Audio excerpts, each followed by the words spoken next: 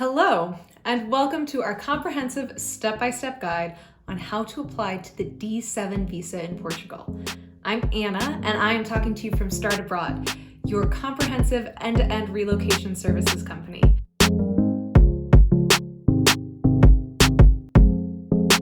Okay, before we get started on the nitty-gritty of the application process, a disclaimer. This visa is complicated. There are a lot of steps, it is quite bureaucratic, you have to do a lot of work yourself in collecting paperwork, even if you work with the most incredible lawyer or relocation service. So be prepared. Before we get started, it's important to know if this visa is for you. So to qualify for the D7 visa, you must demonstrate to the Portuguese government that you are making at least Portuguese minimum wage. Now, in 2023, that is €760 per month. To be safe, given fluctuating exchange rates for this year, I'd say $800 if you're calculating in dollars per month. Ideally, you're going to show more than that. You'll also want to show that this is lasting permanent income. So it can come from a source like a pension, an annuity, rental income, or you'll have to demonstrate that you have significant savings that can last you for the rest of your life in Portugal. For those of you who want to work in Portugal, you may still be able to qualify for the D7 visa, but Portugal has also just released a new D8 digital nomad visa that is geared specifically for those working remotely. As of May 1st, 2023, it is still possible to qualify for the D7 with remote employment income, but that may not be the case for much longer. And now let's go on to the steps. Step 1, get your NIF and bank account. The NIF, or NIF, is the Portuguese tax identification number. It's required for many steps of this process. Your bank account you will have to open must be for a Portuguese bank. It can't be a larger international bank with a headquarters in another country. Step 2, identify where you will be applying. For almost everyone, it is necessary to apply for the D7 visa in person at an embassy or a consulate. The embassy or consulate that you will be applying at will depend on where you are a legal resident at the time of your application. So that could be one of the many consulates or VFS offices that take over the job for some consulates in the United States. Let's say if you're an American. It could be, if you're already an expat, a consulate or a VFS office in your current country of residency. Making an appointment at that embassy, consulate, or VFS office is another matter altogether. Sometimes appointments do not open up for anywhere from 4 to 8 weeks before the appointment itself, and they can be hard to come by. So we recommend checking out your local consulate or VFS website on a frequent basis once it gets to about 8 weeks out from your desired time for your appointment. If you want to check daily or even multiple times a day, that might be required to get the appointment that you're looking for. Step 3, assemble your documentation package.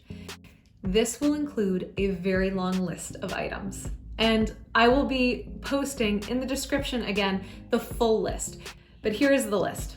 You must have the application for a national visa, a passport that is valid for at least 6 months after the expiration of your 120-day visa. So once you get approved for the D7, you'll get a 120-day visa that will allow you to go to Portugal. Once that expires, you must still have, after that point, 6 months valid in your passport. To be safe, I'd say make sure it's valid for at least a year after the date when you want to be moving to Portugal. 2 recent passport photos. Note, they must be in typical EU size. That's not the same as a US size passport photo. A notarized color copy of your main passport page. A personal statement declaring the reasons you would like to move to Portugal and discussing why you qualify. Proof of financial means to support yourself. You must use bank statements for this. Don't use statements from another service such as Wise. That typically does not work. If you have many sources of income, then you should likely put together a table or get an accountant or a notary to summarize the sources of your income. You must, of course, show your NIF and your Portuguese bank account. You must have a criminal record certificate to share. So if you're applying from the United States, this will be an FBI background check. If you are applying with an FBI background check, be sure, do not open the envelope before you go to your appointment in person. If you do, you will later then need to get that document apostilled, which is another long process. You must also have a release for a Portuguese criminal record search. You must have private health insurance coverage. So this can be travel insurance to cover you for the duration of that initial 120-day visa, after which point you can then get health insurance in Portugal from a private Portuguese company. You must also have proof of accommodation in Portugal. This is probably the hardest thing, a 12-month lease. There are lots of discussions of people saying things like, well, maybe I can get an Airbnb for 6 months or piece together something else.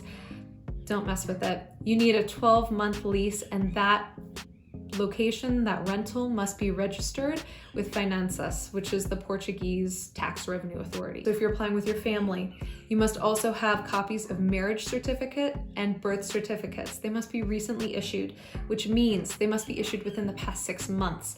So likely you'll have to get them reissued from wherever they were initially issued. These must also be apostilled. Apostille is a process of international verification of documents that's done, if you're in the US, at the level of the Secretary of State, usually in your home state or wherever you got those certificates initially. Finally, for some consulates, you will need a reference letter. That can be from anyone who is a current Portuguese citizen or resident. So if you have an expat friend who already has their residency, they could write this for you. If you have a real estate agent who's Portuguese, they could write this for you. In either case, it can be very simple. Just a few sentences stating that you will be a responsible member of Portuguese society, and then it should include the reference writer's ID card for Portugal, front and back photocopied, as well as their personal information. Oh, that's a long list of things. Are you ready for step 4? This is to organize your application fee. Depending on where you're applying from, the rates can be slightly different, also because of exchange rates, depending on what currency you're applying from. So check the day before, typically, or the morning of, depending on your appointment time, the current rates.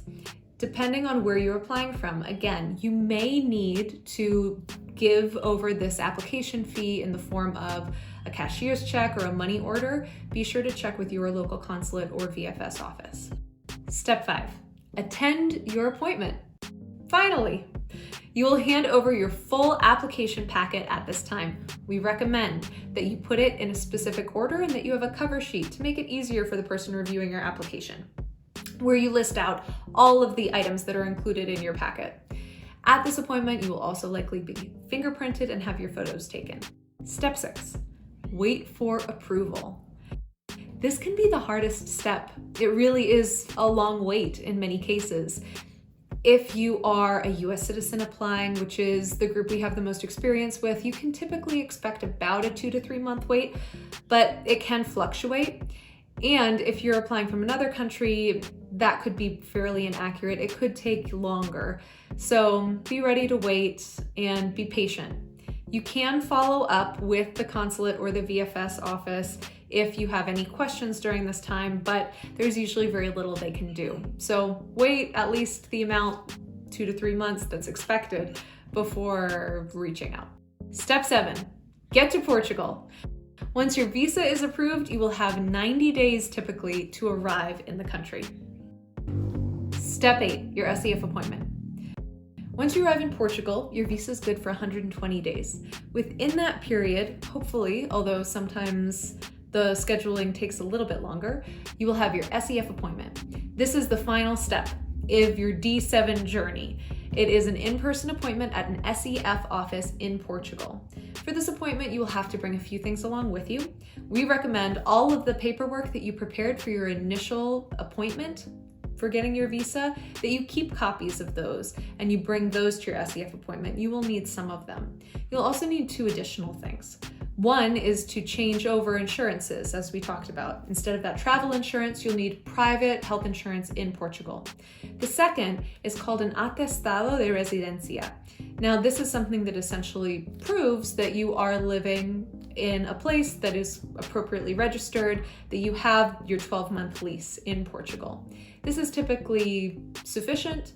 When you go to your SEF appointment, you won't need to provide your lease documentation or other things like that, but it's always a good idea to have those to bring along with you as well, just in case. At this appointment, you will get fingerprinted, you'll have your photos taken, and later on, you will receive your residency card in the mail. Well, that's a lot, but rest assured, many people have gone down this path before you. If you would like help staying on top of the process and making sure to get updated when requirements change, as well as getting help on your unique application, feel free to reach out to Start Abroad. We can help with D7 and also the Digital Nomad D8 applications in Portugal. You can sign up for a free consultation on our website, www.startabroad.com.